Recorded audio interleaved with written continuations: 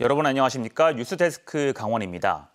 낙후된 접경지역의 성장 동력을 만들기 위해 20년 동안 강원도에 5조 8천억 원을 투자하는 접경지역 발전 종합계획이라는 게 있습니다.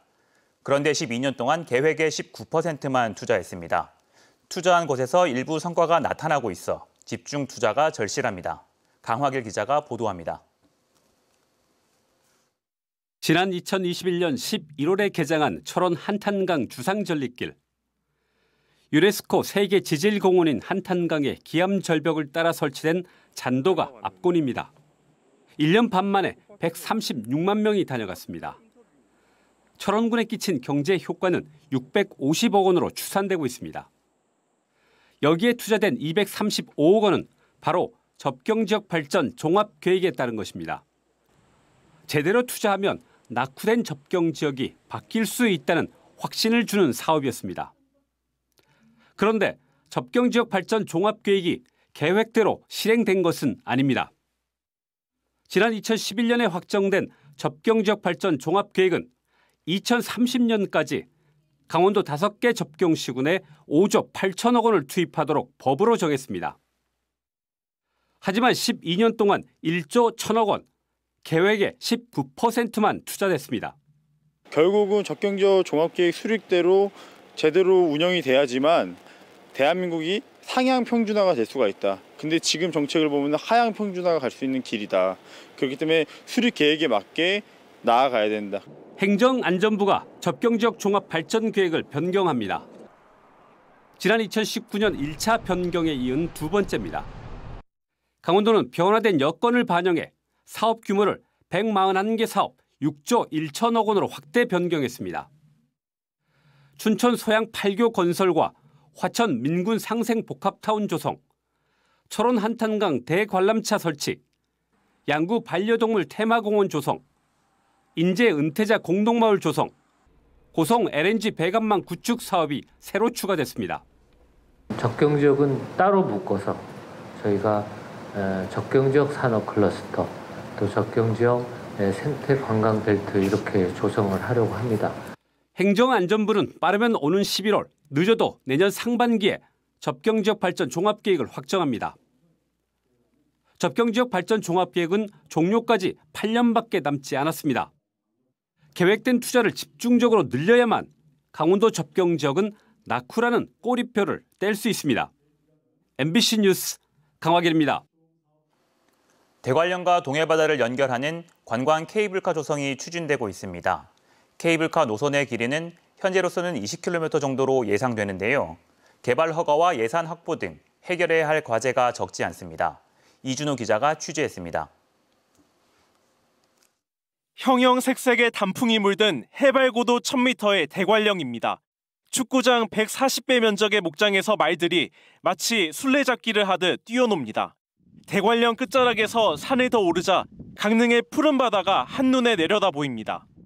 이곳 대관령과 제 뒤로 보이는 강릉의 바다를 연결하는 케이블카 조성을 강릉시와 평창군이 공동으로 추진합니다. 두 자치단체가 구상하고 있는 케이블카의 편도 길이는 20km 안팎입니다. 설악산 5세 케이블카 길이의 6배 규모입니다. 현재 기본 구상 및 타당성 조사 용역 추진 중이고 평창군하고 협의 후에 이제 노선이 확정될 계획입니다. 이번 용역 조사로 개발허가 가능성이 높고 관광 효과를 극대화할 노선을 찾게 됩니다. 대관령 일대 주민들은 케이블카가 들어서면 지역 경제에 큰 보탬이 될 것으로 기대합니다. 일자리 창출과 그다음에 숙박업도 그리고 또 식당도 그리고 같이 상생해 발전해 나갈 수 있는 큰 계기가 될 수 있을 거로 저는 환영해. 그러나 케이블카 조성이 말처럼 쉽지는 않아 보입니다. 대관령 일대 백두대간 보호구역 등 개발 제한 지역이 많기 때문입니다. 산림 개발의 규제 완화를 위해 강원특별자치도 특별법 개정이 필요합니다. 산림이용진흥지구 특례 적용 확대를 위해 강원특별법 등 관련 법령 개정 등을 지속적으로 추진함으로써 관광개발 사업이 꼭 성공할 수 있도록 모든 행정력을 집중할 계획입니다. 환경단체의 반대 목소리도 예상되지만 사업 예산 확보도 큰 문제입니다. 길이가 3.3km인 설악산 5세 케이블카의 경우 전체 사업비는 1,000억 원 안팎, 6배나 긴 20km의 케이블카를 건설하려면 이보다 훨씬 많은 예산이 필요해 보입니다.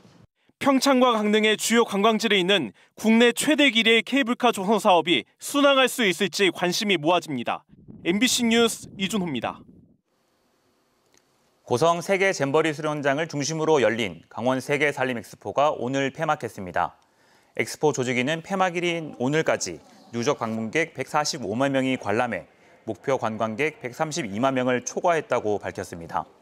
조직위 측은 엑스포 기간 추석과 한글날 연휴가 있었고 인접 지자체의 가을 축제와 행사 등이 겹쳐 흥행에 성공한 것으로 평가했습니다. 강원 지역 수출액이 최근 5년 동안 빠르게 증가한 것으로 나타났습니다. 한국은행 강원본부에 따르면 강원도 수출액은 지난 5년 동안 연평균 9%씩 빠르게 늘어나 2022년 기준 27억 5천만 달러를 기록했습니다. 지난 5년간 수출로 인한 지역 경제 성장 기여도는 10분의 1가량을 차지해 수출 금액당 취업 유발 효과는 전국에서 가장 컸습니다. 원주 혁신도시의 정주 여건 개선을 위해 건립된 동부복합체육센터가 본격적인 운영에 들어갔습니다. 혁신도시 내 지상 3층, 지하 1층 규모로 지어진 동부복합체육센터는 7레인 규모의 수영장과 건강생활지원센터, 치매안심센터, 다목적 체육관 등으로 구성됐습니다. 수영장과 체육관, 헬스장을 갖춘 무실동 남부복합체육센터는 오는 26일부터 임시 운영을 마치고 정식 운영에 들어갈 예정입니다. 강원FC가 FC서울과의 원정 경기에서 패하며 강등권을 벗어나지 못했습니다. 강원은 오늘 서울 상암 월드컵 경기장에서 열린 FC서울과의 34라운드 경기에서 서울의 나상호 선수에게 선제골을 허용한 뒤 가브리엘 선수가 동점골을 터뜨렸지만 2분 만에 지동원 선수에게 역전골을 허용하며 1대2로 패했습니다. 이로써 승점 26점을 유지한 강원은 최하위 수원 삼성이 제주에 0대2로 패하면서 11위를 유지했습니다. 강원은 오는 28일 오후 4시 30분 제주에서 제주 유나이티드를 상대로 리그 35차전을 치릅니다. 전국 시군에서 혁신도시 특별법 개정을 잇따라 요구하고 있는 가운데 강릉시도 공공기관을 유치하기 위한 법 개정 촉구에 동참했습니다. 김홍규 강릉시장은 권성동 국회의원과 함께 인구 감소 문제를 겪고 있는 강릉에 제2차 공공기관을 이전시키기 위해 혁신도시 특별법 개정을 위한 공동성명서에 서명했다고 밝혔습니다. 한편 강릉시는 지난달 말 기준 인구가 21만 80명을 기록하고 있어 21만 명 붕괴를 눈앞에 두고 있습니다. 강원도가 청년 농업인의 농촌 융복합 산업 참여를 적극 지원합니다. 농촌 융복합 산업은 농업 생산에 국한하지 않고 지역의 자연과 문화 등의 자원을 식품 제조, 유통, 관광 등 서비스업과 결합해 농업의 부가가치를 높이는 데 목적을 두고 있습니다. 강원 농촌 융복합 지원센터는 현장 코칭과 컨설팅을 확대해 성장 가능성이 높은 청년 농업인들을 발굴하고 안테나숍 입점과 홍보 마케팅을 통해 팔로 지원에 나설 계획입니다. 내년에 열릴 전국 도서관 대회 개최지로 정선군이 공식 확정됐습니다. 강원관광재단은 올해 상반기에 도서관협회에 개최 의향서를 제출한 뒤 지난 19일 제주도에서 열린 제60회 전국 도서관 대회에서 차기 개최지로 정선군이 발표됐다고 밝혔습니다. 전국 도서관 대회는 도서 관련 종사자 3,000명이 다양한 세미나와 워크숍을 진행하는 행사이며 내년 행사는 10월 16일부터 사흘간 하이원 리조트에서 진행될 예정입니다. 재난 현장 등 위험한 곳에서 국민의 생명과 재산을 지키는 소방 공무원들이 단체 보험료를 개인이 부담하고 있는 것으로 나타났습니다. 기본소득당 용해인 국회의원에 따르면 소방 공무원들이 소속 단체에서 가입하는 단체 보험을 전액 지원하는 곳은 서울, 부산, 경기, 충남북 등 10곳입니다. 반면 강원특별자치도와 광주, 울산, 전남, 제주, 대구 등 6곳은 일부만 예산을 지원하고 소방청 본청과 전북은 전액 소방공무원 본인이 부담하고 있는 실정입니다. 영월 상동고등학교 야구부가 최동원 기념사업회 불굴의 영웅상을 수상했습니다. 상동고는 전교생이 3명밖에 되지 않아 폐교 위기에 빠진 상황에서 야구부를 창단해 학생들을 모집하며 위기를 극복한 점을 높게 평가받았습니다. 뉴스를 마칩니다. 고맙습니다.